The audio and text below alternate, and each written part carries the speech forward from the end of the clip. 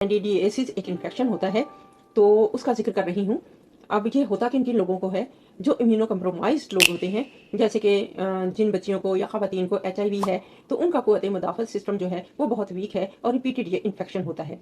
तो बाज़ लोग जो हैं डायबिटिक हैं, वो भी इम्यूनो कम्प्रोमाइज़्ड होते हैं, तो डायबिटिक पेशेंट में भी ये बहुत ज़्यादा तकलीफ़ देखने में आई है और ड्यूरिंग प्रेगनेंसी भी इम्यून सिस्टम थोड़ा-सा हमारा सप्रेस हो जाता है, जिसकी वजह से ये रिपीटेड इन्फेक्शन होता है।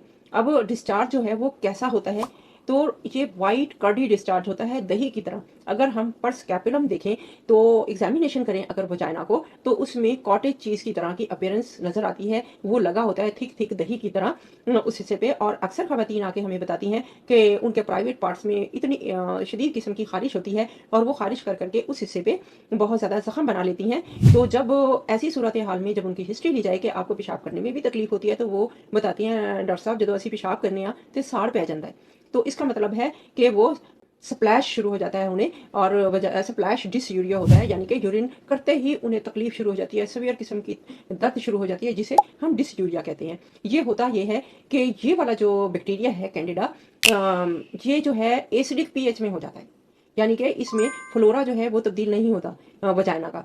तो ये एहतसाबियत के दौरान भी होता है और इसमें अगर हम डिस्चार्ज का एक ड्रॉप लेके नॉर्मल सेलाइन पर डालकर स्लाइड पर हम अंडर द माइक्रोस्कोप देखें, तो हमें फंगल हाइफी यानी छोटे-छोटे शाखें सी नज़र आती हैं, जिससे पता चल जाता है कि कैंडिडा है। और इसका ट्रीटमेंट बहुत सादा सा है। एंटी फंगल हम कैप्सूल वगैरह फॉर्म में दे सकते हैं ओरली, जिसमें कि फ्लूकोनाज़ोल अक्सर डॉक्टर्स यूज़ करती हैं। 150 मिलीग्राम का सिंगल डोज़ कैप्सूल हम देते हैं और इन्फेक्शन ठीक हो जाता है। अगर फिर भी इन्फेक्शन रहे, तो फिर हम 2 हफ्ते के बाद दोबारा 15 दिन के बाद उसे ये कैप्सूल खिला देते हैं। लेकिन ड्यूरिंग प्रेगनेंसी ये हम कैप्सूल नहीं देते, बल्कि हम लोकल ट्रीटमेंट देते हैं, जिसमें कि हम कैनेस्टीन क्रीम दे देते हैं, कोनाज़ोल की क्रीम दे देते हैं और पेसेरिस दे देते हैं, ताकि लोकल ट्रीटमेंट दें और इस दवाई का असर हमारे फीटस पर ना पड़े।